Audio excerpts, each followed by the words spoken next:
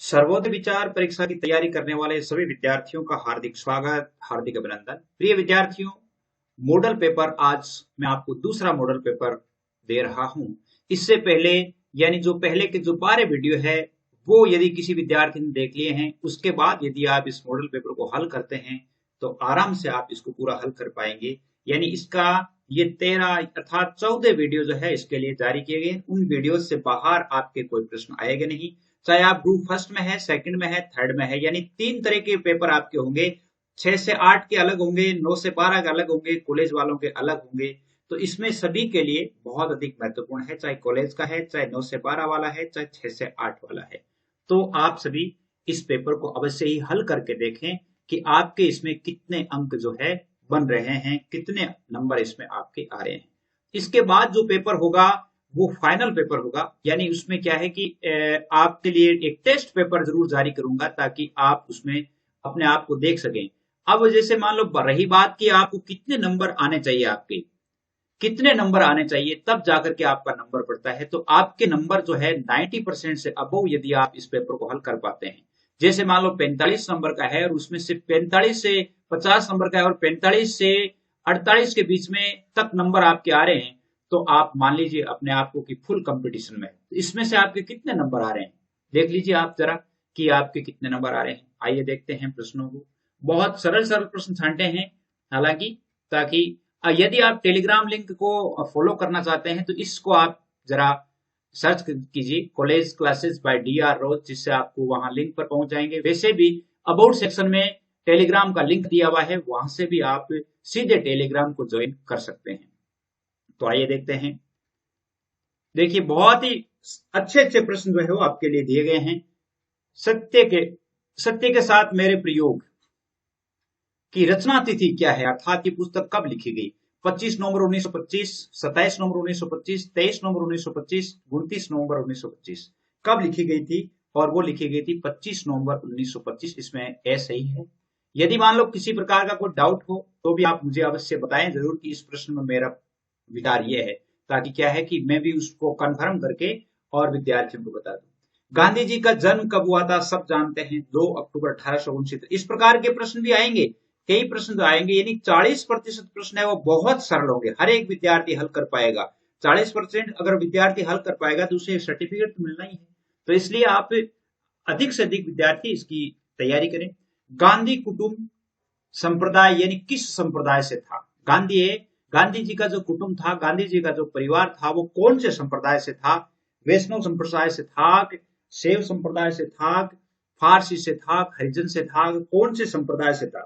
और ये थे आपके वैष्णव संप्रदाय से। और आपने सुना होगा उनका गीत भी है, वैष्णव जन तो तेने कहिए जो वीर पराई जाने रही, उनका एक पसंदीदा गीत भी है। तो इसमें ए सही है। अगला देखिए, बचपन में मोहनदास को कौन सा नाटक प्रभावित कर गया? यानी बचपन में जो नाटक देखा था वो कौन से नाटक से वो ज्यादा प्रभावित हुए? हरिश्चंद्र, श्रवण कुमार, अभिज्ञान शाकुंतलम, अंधेर नगरी, इनमें से कौन सा नाटक था जिससे वो सबसे अधिक प्रभावित हुए थे? और वो था हरिश्चंद्र। हरिश्चंद्र नाटक था। इसमें ए सही है। महात्मा गांधी की पत्नी का नाम क्या था? सभी जानते हैं, सभी जानते हैं, कस्तूरबाई था। क्या नाम था? कस्तूरबाई था। तो इसमें ए सही है। कस्तूरबा गांधी भी लिख सकते हैं। मोहनदास के गलत मित्रों ने किसको श्रेष्ठ बताया? मोहनदास के जो गलत मित्र थे, अर्थात मित्रों ने जो सही नहीं थे, उन्होंने क्या किस चीज को सही बताया? सिगरेट को, शराब को, चोरी को, मांसाहार को। उन्होंने किस चीज को सही बताया? मांसाहार को। उन्होंने कहा कि मांसाहार करना सही है, क्योंकि यदि आप इंग्लैंड में रहना चाहते हैं तो यहां पर आपको करना होगा। तो ये इसमें मांसाहार आएगा, इसमें दे सही है। अगर आपने चैनल को सब्सक्राइब नहीं किया सब्सक्राइब कर लीजिए, ताकि जब भी वीडियो बनता है तो आपके पास उसका नोटिफिकेशन आ जाए। 7वां प्रश्न में महात्मा गांधी के अनुसार भक्ति मार्ग का सर्वोत्तम ग्रंथ कौन सा है? वाल्मीकि कृत रामायण, तुलसी कृत रामायण, गीता, महाभारत, इनमें से कौन सी पुस्तक है? और वो पुस्तक है तुलसीदास द्वारा लिखित रामायण, जिसको रामचरितमानस भी हम कह सकते हैं। इसमें वे है, यानी गांधी जी जो है तुलसीदास जी का की रामायण पढ़ करके, रामचरितमानस पढ़ करके, और उन्हें अधिक प्रभावित हुए थे। 8वां प्रश्न है कि विलायत में महात्मा गांधी के जीवन पर किस ग्रंथ का प्रभाव पड़ा? विलायत में जाने पर बाइबल का, कुरान का, रामायण का, भागवत गीता का, किसका प्रभाव पड़ा? और वहां पर पड़ा था भागवत गीता का। किसका पढ़ा था? भगवत गीता का पढ़ा था। इसमें दे सही है। महात्मा गांधी कौन सी तिथि को बैरिस्टर बने थे? ये प्रश्न अपने पहले के वीडियो में भी आए हुए हैं। 20 जून 1891, 10 जून 1891, 13 जून 1891 और 10 जून 1894 कब बने थे? और वो बने थे 10 जून 1891। कब बने थे? 10 जून 1891 को। 11 जून को उन्होंने अपना बैरिस्ट्री के लिए रजिस्ट्रेशन करवा दिया था। 12 जून को वो इधर यानी भारत के लिए रवाना भी हो गए थे। तो ये इसमें बे सही है।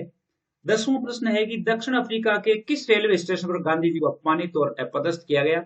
जोहान्सबर्ग, डरबन और पिट्सबर्ग और टॉलस्टॉय। कौन सी जगह थी? और वो जगह थी आपके पीटर मैरिट्सबर्ग।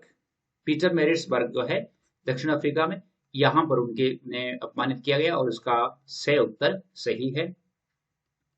अगला प्रश्न है कि महात्मा गांधी को पहला कारावास कहां हुआ था? प्रिटोरिया में, जोहान्सबर्ग में, डरबन में और पीटर मैरिट्सबर्ग में। कहां हुआ था उन्हें पहला कारावास? और वो पहला कारावास हुआ था जोहान्सबर्ग में, दक्षिण अफ्रीका में। दक्षिण अफ्रीका का सबसे बड़ा थाना जो था वो जोहान्सबर्ग में ही था।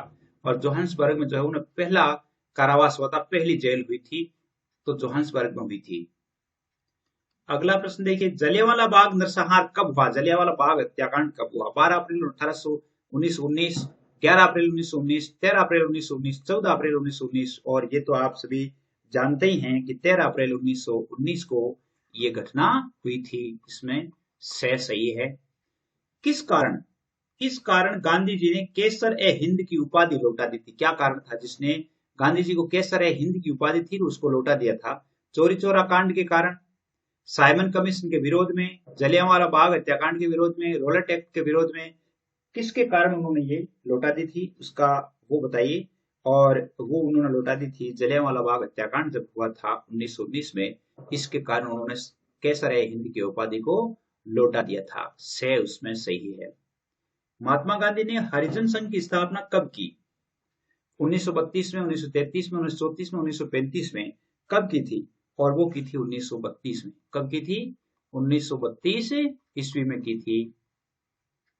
अगला प्रश्न है कि दांडी यात्रा में महात्मा गांधी ने कितनी दूरी तय करके नमक बनाने का विरोध किया था? वो दूरी कितनी थी? कितनी दूरी चल करके और उन्होंने ये काम किया था? जैसे 381, 82, 83, 84 इनमें से कितनी दूरी थी? और वो बताई जाता है 384 किलोमीटर बताया जाता है। इसमें से उत्तर है। और इसके साथ 79 जो है, यानी 79 जो है आदमी थे इनके साथ, 79 आदमी अनुयायी थे, उनके साथ चल करके उन्होंने किया था। भारत छोड़ो आंदोलन कब प्रारंभ हुआ?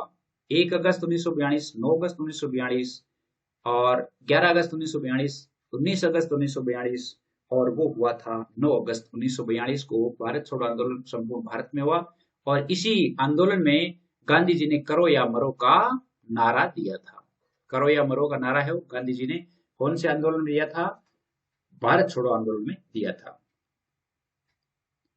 गांधी जी के राजनीतिक गुरु कौन थे? बाल गंगाधर तिलक, गोपाल कृष्ण गोखले, दादा भाई नौरोजी, लाला लाजपत राय और वो कौन थे? गोपाल कृष्ण गोखले थे। गोपाल कृष्ण गोखले को वो राजनीतिक गुरु मानते थे।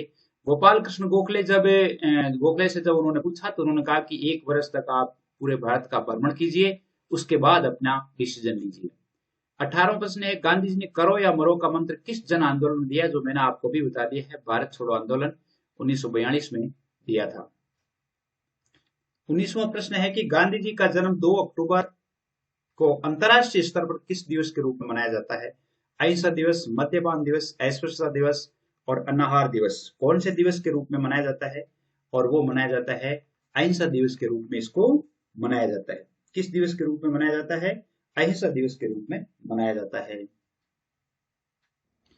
अगला प्रश्न है कि गांधी जी की मृत्यु किस वर्ष में हुई? ये सभी जानते हैं, 1948 में हुई थी, सभी जानते हैं। तो ये भी आपके लिए सही है।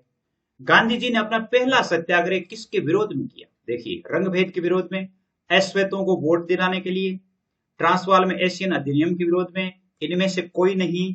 वो कौन सा था जिसके लिए उन्होंने पहला विरोध किया था? और वो किया था उन्होंने ट्रांसवाल में एशियन अधिनियम का जो विरोध था उसके विरोध। अब देखिए, रंगभेद की नीति के विरोध में अगर हम चाहें तो ये, लेकिन ट्रांसवाल में जो एशियन अधिनियम का जो विरोध था उसमें सबसे पहले उन्होंने सत्याग्रह किया था। इसके लिए सही उत्तर सही है। यहां आपके गलत होने के बहुत चांस रह सकते हैं। 22वां प्रश्न देखिए, गांधी जी के अनुसार धनी लोगों को अपनी संपत्ति को सामान्य स्तर पर लाना होगा। क्यों? ताकि सभी भूखों को भोजन मिल सके, देश में चोरी लूटपाट समाप्त हो सके, देश का आर्थिक विकास हो सके, धनी लोग निर्धनों के कष्ट महसूस कर सके। इसमें जैसे कौन सा होगा? तो इसका मतलब है कि यहाँ पर जो है आपके सभी भूखों को भोजन मिल सके। इसके अनुसार सभी भूखों को भोजन मिल सके। आर्थिक विकास की बात नहीं, उन्होंने जो भूखा व्यक्ति कोई नहीं रहना चाहिए, इतना जरूर उनका पहली प्रायोरिटी थी। गांधी जी के रोटी के परिश्रम के अनुसार सभी को अपनी आजीविका के लिए क्या करना चाहिए? शारीरिक श्रम, बौद्धिक श्रम, परहित, उपेक्षित और शारीरिक व्यायाम क्या करना चाहिए उन्हें? और उन्हें करना चाहिए शारीरिक श्रम करना चाहिए। रोटी के परिश्रम के लिए प्रत्येक व्यक्ति को अपना शारीरिक श्रम है वो करना चाहिए। अगला प्रश्न बनता है कि गांधी जी ने स्वदेशी आंदोलन के अंतर्गत किसको स्वरोजगार एवं आत्मनिर्भरता की कुंजी बताया है? चरखे को, खादी को, तकनीकी प्रशिक्षण को, कृषि कार्य को? किसको बताया है? और उन्होंने चरखे को बताया है। किसको बताया है? चरखे को स्वदेशी आंदोलन के अंतर्गत स्वरोजगार और आत्मनिर्भर के आदमी जो है अगर चरखा काट सकते हैं तो वो चरखे से आत्मनिर्भर बन सकते हैं। अगला प्रश्न है, गांधी जी के विचार में भारत में निर्धनता का मुख्य कारण क्या है? निर्धनता भारत में गरीबी का मुख्य कारण क्या है? निरक्षरता, अस्पृश्यता, धन का असमान वितरण, कुशल कारीगरों का अभाव। इसमें से क्या है जो गांधी जी ने बताया है? और वो बताया है निर्धनता का धन का असमान वितरण। क्या बताया है? धन का असमान वितरण। इसमें सही उत्तर आएगा। इसके अलावा देखिए अगला प्रश्न है कि गांधी जी ने समाज में आर्थिक समानता लाने के लिए नैतिक सिद्धांतों पर आधारित कौन से सिद्धांतों का प्रतिपादन किया है? नैतिक सिद्धांतों पर आधारित कौन से सिद्धांतों का? अपरिग्रह का सिद्धांत, अस्थेय का सिद्धांत, रोटी श्रम का सिद्धांत, ए और बे दोनों। इसमें अपरिग्रह और अस्थेय यानी एक तो झूठ नहीं बोलना और एक मिथ्या कोई चीज है, अपरिग्रह नहीं करना, उसका एकत्रीकरण नहीं करना, इकट्ठा नहीं करना। ए और बे इसमें दोनों है तो इसमें दे सही हो जाता है। गांधी जी के अनुसार पूंजीपतियों की शक्ति को सीमित करने के लिए किसको उद्योगों के प्रबंध एवं व्यवस्था में भागीदार बनाना चाहिए? पूंजीपतियों की शक्ति को सीमित करने के लिए किसको उद्योगों के प्रबंधन में और व्यवस्था में भागीदार किसको बनाया जाना? सरकार को, मजदूरों को, महिलाओं को, सामान्य जनता को? किसको बनाया जाना चाहिए? और वो बनाया जाना चाहिए मजदूरों को। किसको?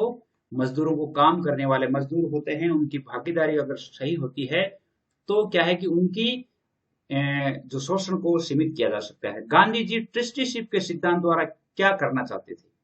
वर्ग विभाजन को समाप्त करना चाहते थे, वर्ण व्यवस्था को समाप्त करना चाहते थे, वर्ग संघर्ष को समाप्त करना चाहते थे। इनमें से कोई नहीं। कौन सा? क्या करना चाहते थे? और वो चाहते थे वर्ग संघर्ष को समाप्त करना चाहते थे। ट्रस्टीशिप का माध्यम से वर्ग संघर्ष जो है, पूंजीपति और गरीब के बीच में जो संघर्ष है, उस संघर्ष को वो समाप्त करना चाहते थे। 29वां प्रश्न देखिए। 29वां प्रश्न है, आर्थिक दृष्टि से स्वदेशी का क्या अभिप्राय है? आर्थिक दृष्टि से विदेशी वस्तुओं का परित्याग, गृह निर्मित वस्तुओं का उपयोग, स्वदेशी वस्तुओं का निर्यात। केवल ए और बे इनमें से कौन सा सही है? और इनमें से केवल ए और बे सही है। विदेशी वस्तुओं का परित्याग करना और घर में निर्मित वस्तुएं उसका उपयोग करना, ये स्वदेशी का सही अभिप्राय है। 30वां प्रश्न है, गांधी जी के अनुसार भारत में विकेंद्रीकृत आर्थिक प्रणाली का क्या लाभ है? विकेंद्रीकृत आर्थिक प्रणाली का लाभ क्या है? भारी पूंजी विनियोग की आवश्यकता नहीं होगी, उत्पादन श्रम प्रदान होगा, यह आम लोगों के लिए हितकर होगी। इसमें से कौन सी सही है? उपरोक्त सभी। तो उपरोक्त सभी सही है, क्योंकि भारी पूंजी विनियोग की भी आवश्यकता कौन में, और उत्पादन के लिए भी जो है मेहनत करना वो प्रधानता होगी, आम लोगों के लिए लाभकारी होगी। तो ये चारों ही सही है, तो इसमें दे उत्तर सही हो जाता है। गांधी जी के अनुसार ट्रस्टी का उत्तराधिकारी कौन होगा? ट्रस्टी का उत्तराधिकारी समाज, सरकार, केवल मजदूर? कोई उत्तराधिकारी नहीं होगा। इनमें से कौन सा होगा? ट्रस्टी का उत्तराधिकारी उन्होंने कहा कि कोई भी उत्तराधिकारी नहीं होगा। दे। अपरिग्रह का क्या अर्थ है? अपरिग्रह का मतलब संग्रह करने से है, वस्तुओं का अनावश्यक संग्रह, दूसरों की वस्तुओं को अधिकार में करना, आवश्यक वस्तुओं का लाभ कमाने तो भंडारण करना, आवश्यकता होने पर वस्तुओं का उपभोग करना, इनमें से कौन सा सही है? और वो है यानी अपरिग्रह, आवश्यकता होने पर वस्तुओं का उपभोग करना। अपरिग्रह का अर्थ क्या है? अपरिग्रह का अर्थ है आपके लिए इसमें जैसे आवश्यक वस्तुओं का लाभ कमाने हेतु भंडारण करना, अपरिग्रह जो है यानी अनावश्यक जो है, अनावश्यक रूप से किसी चीज का भंडारण करना ही अपरिग्रह है। 33वां है, गांधी जी के अनुसार जो व्यक्ति राष्ट्र की सेवा करना चाहता है उसे आध्यात्मिक जीवन जीना चाहिए, उन्हें पूर्ण पालन करना चाहिए, चाहे वे विवाहित हो व अविवाहित हो। तो ये किसके लिए किया है? ब्रह्मचर्य, सत्याग्रह, अस्पृश्यता विहीन, मद्यपान विहीन। तो ये किसके लिए बात कही है ये हमें देखनी है। तो इसके लिए उन्होंने ब्रह्मचर्य के लिए किया है। तो ब्रह्मचर्य के लिए जो राष्ट्र सेवा करना चाहता है, आध्यात्मिक जीवन जीना चाहता है, तो उसे ब्रह्मचर्य का पालन करना चाहिए। अगला प्रश्न बनता है कि गांधी जी के अनुसार ब्रह्मचर्य क्या है? पर स्त्री को पाप भावना से नहीं देखना, मन में काम विकार का भाव नहीं आने देना, विलासी जीवन व्यतीत नहीं करना, उक्त सभी, ये सभी जो है ब्रह्मचर्य के ही उदाहरण है। ये सभी ब्रह्मचर्य के उदाहरण जिसमें दे सही है। 35वां प्रश्न बनता है कि निम्न में से कौन सा अपराध ऐस्तेय व्रत के सर्वथा विरुद्ध है? ऐस्तेय, झूठ नहीं बोलना, उसके विरुद्ध है। चोरी छिपे किसी वस्तु को खाना, दूसरों की संपत्ति पर कुदृष्टि डालना, भविष्य में प्राप्त होने वाली वस्तुओं की योजना बनाना, उक्त सभी, इनमें से कौन सी है जो है ऐस्तेय के सर्वथा विरुद्ध है? वो कौन सी है वो देखना है। और इसमें सारी है। चोरी छिपे किसी वस्तु को खाना वो भी है, और दूसरों की संपत्ति पर कुदृष्टि डालना, और भविष्य में प्राप्त होने वाली वस्तुओं की योजना बनाना, ये सभी इसमें ऐस्तेय व्रत के विरुद्ध है। गांधी जी कौन सी चिकित्सा पद्धति में विश्वास करते थे? कौन सी में? एलोपैथी में, आयुर्वेद में, प्राकृतिक में, होम्योपैथिक में, कौन सी में विश्वास करते थे? और वो प्राकृतिक में विश्वास करते थे। इसमें बे सही है। गांधी जी के मत में मानव जीवन का परम लक्ष्य में मानव की आत्मा में विद्यमान है। गांधी जी के मत में मानव जीवन का परम लक्ष्य मानव की आत्मा में निहित है, विद्यमान है। क्या विद्यमान है? ईश्वर साक्षात्कार, मोक्ष की प्राप्ति, अगला जन्म मनुष्य का पाना, इंद्रियों पर नियंत्रण करना, क्या है? और वह है ईश्वर का साक्षात्कार। यानी मानव जीवन का परम लक्ष्य है कि मानव की आत्मा में विद्यमान ईश्वर का साक्षात्कार करना। 38वां प्रश्न है कि गांधी जी के अनुसार धर्म क्या है? धर्म क्या है? अहिंसा का पालन, सत्य का आचरण, स्वच्छता व सत्याग्रह, माता पिता की सेवा, इनमें से कौन सा है? धर्म क्या है? गांधी जी के अनुसार उन्होंने धर्म क्या बताया है? और वो बताया है सत्य का आचरण। सत्य का जो आचरण करेगा वो माता पिता की सेवा भी करेगा, स्वच्छ भी रहेगा, अहिंसा का पालन भी करेगा। यानी सारी चीजें हैं वो सत्य के बल पर टिकी हुई है, इसलिए उनके अनुसार सत्य का आचरण करना चाहिए। साध्य और साधन में क्या संबंध है? साध्य और साधन में क्या संबंध? साध्य और साधन, देखिए जैसे मान लो साध्य जो है हम इसको ईश्वर का रूप दे सकते हैं, साध्य का मतलब हम ईश्वर कह सकते हैं। और साधन का मतलब जैसे मान लो आप जिस साधन से हम ईश्वर तक पहुंचने का प्रयास करते हैं वो हमारे लिए साधन है। जैसे हम एक भक्ति को कह सकते हैं, माला कह सकते हैं, एक साधन है जिसके माध्यम से हम ईश्वर को प्राप्त करने का प्रयास करते हैं, तो ईश्वर साध्य है। तो माता और पुत्र, इनमें क्या संबंध है? बीज और वृक्ष, पति और पत्नी, गुरु और शिष्य, इनमें क्या संबंध है? और इनमें संबंध है आपके बीज और वृक्ष का संबंध है। बीज है साध्य, बीज है साध्य, यानी हाँ साध्य जो है साध्य वृक्ष है, उससे बीज है, बीज से वृक्ष प्राप्त होता है। बीज से ही जो मूल जो है वो क्या है? बीज ही है, वापस बीज को प्राप्त हो जाता है। यानी बीज है, बीज साध्य कैसे हुआ? जैसे मान लो बीज है, बीज को बोने से हमारे लिए वृक्ष सामने आता है, और वृक्ष से क्या बनता है? वापस फल प्राप्त होते हैं, फलों से क्या निकलते हैं? बीज निकलते हैं। यानी जो है जो बीज हमने बोया वही बीज हमें वापस प्राप्त हो गया, यानी जिस ईश्वर से हम आए थे उसी ईश्वर के पास पुनः चले गए। तो यानी बीज जो है साध्य है और वृक्ष जो है वो साधन है। मनुष्य को बिना फल की आशा किए हुए कर्म करते रहना चाहिए। गांधी जी का यह विचार किससे प्रेरित है? रामायण से, भागवत गीता से, महाभारत से, बाइबिल से? ये सीधा सा भागवत गीता से है, जहां पर निष्काम योग की बात की गई है, जहां पर निष्काम भक्ति, निष्काम योग की बात की गई है, निष्काम कर्म की बात की गई है कि व्यक्ति को अपना कर्म करते रहना चाहिए, फल की इच्छा किए बिना। गांधी जी के अनुसार सत्याग्रह का खास उद्देश्य क्या है? दुश्मन के या विरोधी के दिल को बदलना, शत्रु में जो अविचार है उसको हटाना, जो सत्य के रूप में है या उसके गुस्से को दूर करना। उक्त सभी उनमें से क्या है जो सत्याग्रह का है? सत्याग्रह का यानी अर्थ उन्होंने क्या बताया है? और सत्याग्रह का अर्थ बताया है सभी।